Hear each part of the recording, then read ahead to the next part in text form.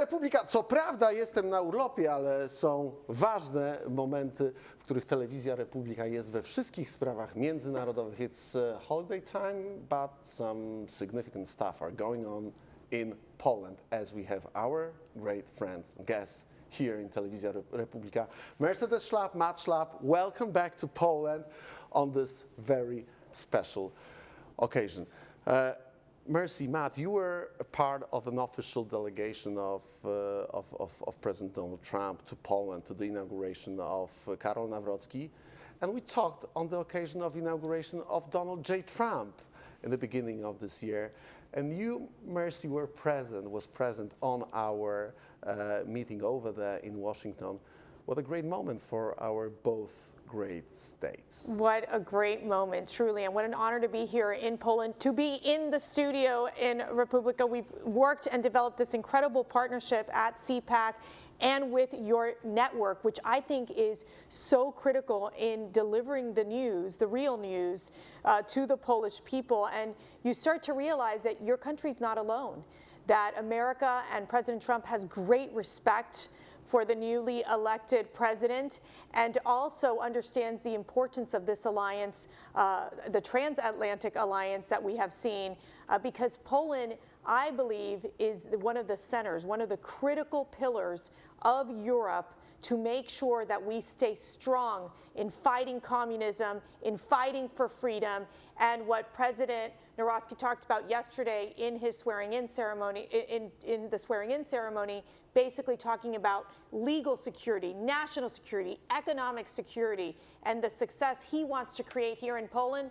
That sounds like a very similar message of President Donald Trump. This is the reason why I wanted to, Matt, to have your word about this, because you in CPAC were behind the idea of convincing one of the most successful presidents in the history of the United States, Donald J. Trump, to stay, to fight, fight, fight, before this famous quote became what it is right now. You in CPAC were seeing the possibilities for the United States, and you were also convinced that there is also a big possibility ahead of Poland because of those transatlantic Well, you're ties. the one, actually, you and your team talked me into this idea that Poland was really worth focusing on. You know, we spent a lot of time in Hungary, and Hungary, I think, has changed the political dynamics of Europe. Viktor Orban was a naysayer on a lot of important things like immigration, and the EU is punishing him for doing that.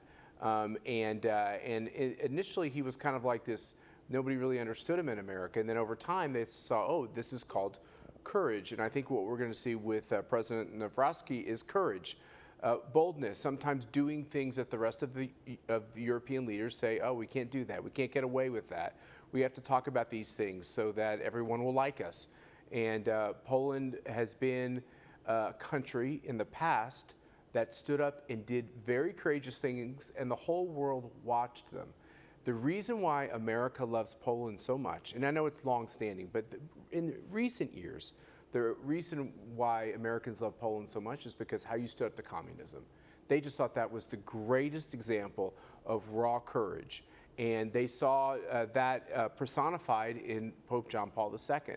And so, especially for Catholics and Christians in America, they really are rooting for Poland. So understand, all those people who took to the streets with the red and white flags and were peacefully chanting and praying and demonstrating patriotism, those images we're taking back to America, because that's going to really mean something to all the people in America who believe that it's time for them to take to the streets too. Not in a violent way, but in a peaceful way, to say you cannot take what makes America great from America. I wanted to emphasize on the word communism that you both use. We know the history of Soviet communism here. We defeated this with the strong support of the Holy Spirit of St. John Paul II, with the big will of the Polish people to fight it, and with the support of our friends and Ronald Reagan administration back then. But you are using that phrase in the context of year 2025. You, Mercy, know that communism is operating in the Soviet manner in a certain states, in Cuba, in North Korea, but when we were watching the reels and the videos and listening to what democratic politicians were claiming for many years in US, not that long time ago, we were having a resemblance of the communism from the standpoint of Poles. Wow. What is the reason why you, with your knowledge of communism in Cuba, using this phrase right now? So for us, it's very personal. My father was a political prisoner in Cuba during the time of Fidel Castro's dictatorship. And so my father early on taught us as children that freedom is very fragile, that you have to fight for the democracy, you have to fight for your freedoms, and that communism can take over a country very quickly. And you've seen this obviously in your own country, in Poland, the oppression, the censorship of the media, weaponizing the judicial system to go after political opponents. Those are elements that you see in these communist states and these communist dictatorships. And so I think for an America, it's almost like the American people, since they haven't experienced it that much, they didn't think it was coming into the United States. Well, the reality is that the communists will continue to expand globally. That is their plan. They are trying to take over every single region from Latin America to Europe to Africa. And we have, as Americans, and I think as Polish people, we need to work together to stop this expansion of globalism, stop this expansion of communism, stop making sure that only a few have power. The power belongs to the people. And that is what we always have to fight for every single day in what we're doing. And I think that's our goal here at CPAC, as we've partnered with you as well. And knowing that the Democrat Party in America went from being what you would say a moderate center party to adopting these leftist, progressive ideology, communist ideology in America, and that you've seen a segment of the Democrat Party embrace it. Let me jump in on that. The Democratic Party in America was liberal, right? They had centrists that were allowed to be a part of their coalition, but they were liberal. The difference between liberalism and this communist leftism is so cold, it's so austere, it's so violent, it's so destructive. It's like cancer, it's like cockroaches. It's an infestation. And it's a sad thing that in America, one of our two major parties has embraced this idea of Marxism, which has never worked anywhere at any time. If you talk to any pro-communist person alive today, they'll say there's always a but or an if as they describe communism, because they can't come up with an example where it works. Matter of fact, when these modern day communists are asked, give us an example of where communism is flourishing, you'll get but or if. You'll never get tune into Cuba where people are starving and dying and drive 1950s cars. When you were talking to people, when people were talking to some real hardcore Soviet communists in the times of communism in Poland, and when they were asked the same question, where actually communism worked, you know what they were answering? What would they say? Well, we never really tried the real communism. Oh, yes. The oppression that we organized here wasn't the real communism, so it never worked anywhere. That's right. So what is the reason for which the part of the global elites right now embrace this Marxism, those Leninist theories, replaced internationalism, as they were using the phrase back in the 1980s, to globalism right now, and pretend somehow that globalism is going to work since the internationalism didn't work? What's your take? Well, and I also think that these countries, they align themselves with North Korea, with China, with Russia. I mean, you see China and North Korea funding Russia in this war against Ukraine. They have no interest in peace. They have no interest in creating economic prosperity for the people. And I think that's what we have to understand, is that with these types of communist authoritarian governments, it's all about making sure that a few number of people get a lot of money. They're the ones that are controlling what people say, what people read, how people vote. And I think that that's the dangers. And I think for the people to say, we want economic prosperity, we want our country to grow and have strong relationships with the United States. Look, it's either the US or China. It's either the United States or Russia. And who are you going to align yourself with? And I think what we've seen is that the successful experiment has been in the United States when it comes to economic prosperity. We've seen this in Poland. as you all are going and investing more in energy, in building these trade relationships with the United States. And the one person who understands that is President Donald Trump. He knows what it takes to make a tough deal and to say, okay, how can we do trading that's going to work? So that brings me to my final question. You mentioned Donald J. Trump here. We got a lot of examples of successful business deals between Poland and U.S. during the first term of Donald J. Trump and the first 2 terms of PIS as a conservative party ruling in Poland in terms of energy, military contracts. What are the perspectives that we are talking about? Because as we watch the political dynamics in different states around the world, there were at least a couple of attempts to endorse politicians outside U.S. by Donald J. Trump's administration. But correct me if I'm wrong, probably only in Poland it was successful. In that way, we are, and this is the way I'm thinking about it, we are having some kind of 4 or 5 years perspective of strong relation that is possible between our states. What is the perspective of U.S. Look, I'd say of this context? I'd say the first thing is CPAC has a critical role to play. We are not a government organization. We don't get government funding. We have a board of directors that determines our course.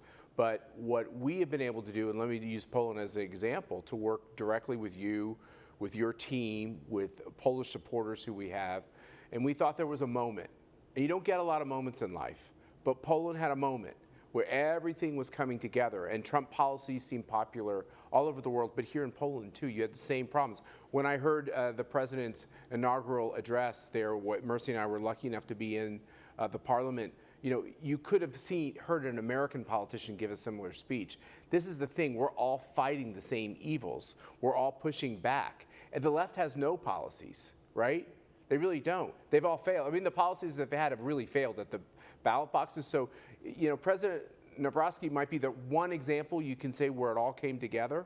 But I would say that it's a great example, but you'll see a lot of this all over the globe because we are fighting the same thing and people are realizing the imprimatur of Donald Trump really matters, and CPAC can play a critical role in doing a lot more kind of tilling the soil to get people to understand what is really at stake. And let's be clear about what is really at stake. It doesn't start with communism and collectivism. It starts with a false notion of tolerance. It starts with lies about what you should do to be a decent human being. Oh, you want to be a decent human being? You should reduce your carbon footprint and not use fossil fuels. You want a decent human being? Don't teach your son to be a man. Teach your son to be something else, because being masculine is toxic and, you know, destroys the spirit of women. You know, I was asked by an Italian reporter last night at this wonderful dinner that you all hosted. He said, "Why do you think Italians aren't having babies?" And I was like, do you really want me to go into some detail here? It's kind of obvious why Italians aren't having babies. It's like, you got to start to come together, man and woman, and have families. Yeah. This is a very basic thing. We demonized families for so many generations, and this is all part of what the left does. It doesn't start with taxes, and it doesn't start with collectivism economically. It starts with destroying the nature and spirit of the individual. Destroy the church, destroy families, destroy the idea of large companies, destroy all of that. And then you're left with this mediocrity, which then teeters into human depravity, right? Okay. And real sadness. And that's what the globe was teetering on. People didn't really see it, but that's what the whole Donald Trump election was about. We want to reject this. And by the way, it was a good win he had, still too close. Good win here in Poland, still too close. But we got to win these close ones. But it is about these very powerful, strong leaders with the right principles that need to be in these countries. And that's what you've seen with President Donald Trump. That's what you see in President Milei in Argentina. That's what you see with Prime Minister Meloni in Italy. And now President Nawrocki here in Poland. These are the strong leaders. These are our beacon of light that we need in these countries, because they're going to make sure that our countries go in the right direction.